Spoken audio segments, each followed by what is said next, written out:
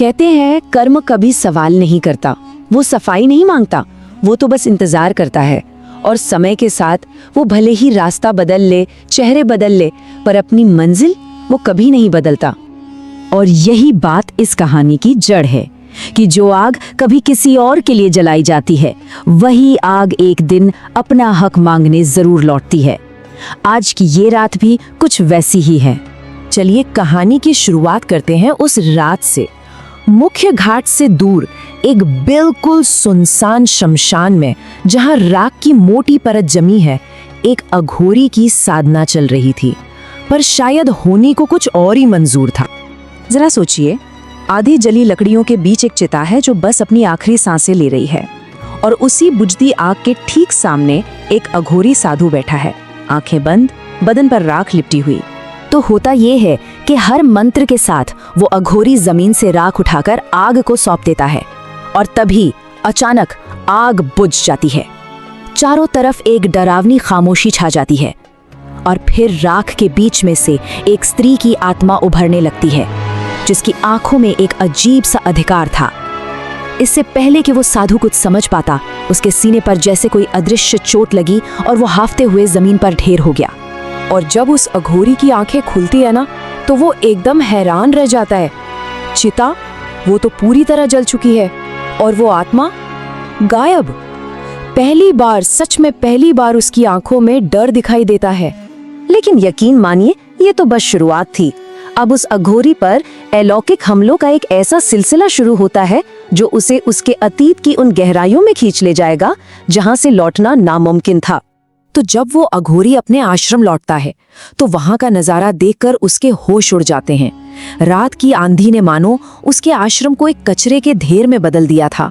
शास्त्रों की किताबें फटी पड़ी थीं, मूर्तियां टूटी हुई थीं। ऐसा लग रहा था जैसे किसी ने जानबूझकर उसकी सालों की आस्था और तपस्या को कुचल कर रख दिया हो। और सबसे अजीब बात क्या थी पता है? कि गांव में किसी और के घर को एक खरोंच तक नहीं आई, सिर्फ और सिर्फ उसका आश्रम। तो ये साफ था कि ये कोई आम तूफान नहीं था, बल्कि किसी गहरे रहस्य का इशारा था। लेकिन असली झटका, सबसे बड़ा झटका तो तब लगता है जब उसे एहसास होता है कि उसकी सारी शक्तियां जा चुकी हैं। उसके मंत्र बेअसर हो गए हैं, और पवित्र अग्नि भी उसके छूने से बुझ जाती है। सोचिए, जिस चीज पर उसकी पूरी पहचान टिकी थी, वही उससे छिन गई थी। वो अब शक्तिहीन था, अकेला था, और बहुत डरा हुआ था। और इसी डर के बीच कहानी का सबसे बड़ा राज सामने आता है। एक नाम, एक ऐसा नाम जो उस अघोरी की रातों की नींद उड़ा देता है। होता यह है कि एक दिन उसे जंगल से एक बच्ची के हंसने की आवाज आती है। वो उस आवाज का पीछा करता है, लेकिन वो बच्ची पलक झपकते ही पेड़ों के बीच ओझल हो जाती है। वो हैरान रह जाता है। वो जैसे ही वापस लौटने के लिए मुड़ता है, एक सर्द फुसफुसाहट उसे वहीं रोक देती है। हवा में एक नाम गूंजता है, अश्विनी। ये आवाज उसके रोंगटे खड़े कर देती है, और वो डर के मारे वहां से भाग खड़ा होता है। अब इस नाम का राज क्या है, ये जानने के लिए अघोरी वापस उसी शमशान घाट पहुंचता है जहां सब कुछ शुरू हुआ था। उसे लगा शायद वहां कोई सुराग मिल जाए, और वहां उसे एक बोर्ड मिलता है जिस पर हाल ही में जलाए गए लोगों के नाम लिखे थे।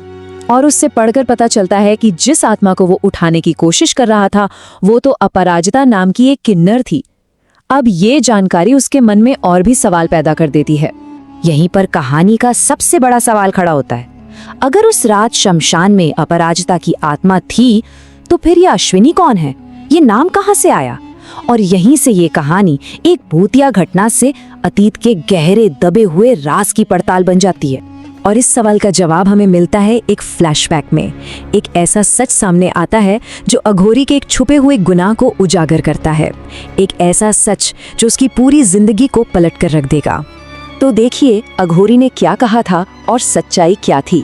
उसने गांव वालों को बताया कि अश्विनी एक डायन है, काला जादू करती है, लेकिन सच तो ये था कि अश्विनी एक किन्नर थी जो गांव वालों को अंधविश्वास से दूर रहने और एक दूसरे का सम्मान करने की सीख देती थी।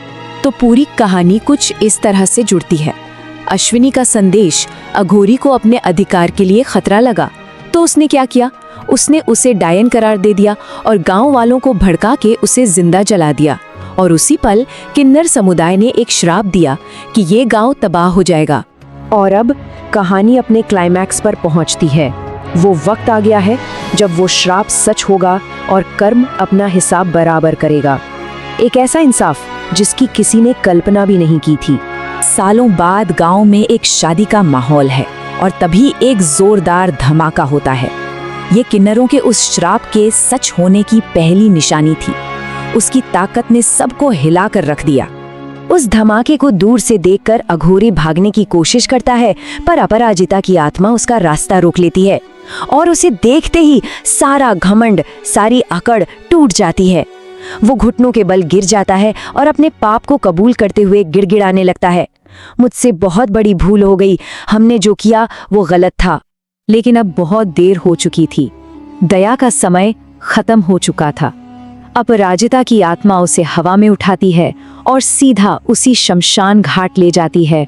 उसे उसी चिता पर फेंका जाता है जहां सालों पहले अश्विनी को जलाया गया था और उसी जलती हुई लकड़ी से उसे आग के हवाले कर दिया जाता है। कर्म का इससे सटीक और क्रूर न्याय और क्या हो सकता था।